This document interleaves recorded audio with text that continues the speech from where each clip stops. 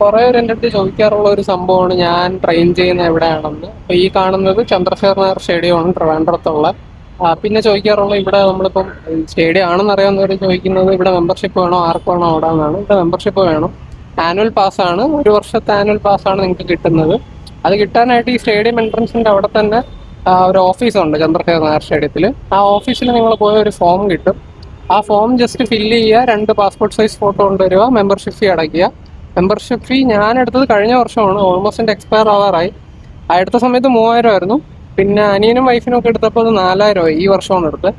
So 2025 അത് 4000 ആണ്. അപ്പോൾ നിങ്ങൾക്ക് ഒരു പാസ് കിട്ടും. അത് ഫോട്ടോ ഒട്ടിച്ച് വരുന്ന പാസ്സാണ്. അത് ഈ എൻട്രൻസിന്റെ അവിടെ നിൽക്കുന്ന പോലീസുകാർ ചിലപ്പോൾ ചോദിക്കാറുണ്ട്, പ്രത്യേകിച്ച് പുതിയതായിട്ട് വരുന്നവരടുത്താണെങ്കിൽ ചോദിക്കും. സോ ആ പാസ് ഉള്ളവർക്കാണ് ട്രാക്ക് യൂസ് ചെയ്യാനുള്ള പെർമിഷൻ ഉള്ളത്. നിങ്ങൾക്ക് ഇനിയിപ്പോൾ ജിമ്മും കൂടെ യൂസ് ചെയ്യണമെന്നുണ്ടെങ്കിൽ 7000 പെർ ഇയർ എന്നാണ് ഞാൻ അറിഞ്ഞത്. എനിക്ക് കറക്റ്റ് അറിയില്ല.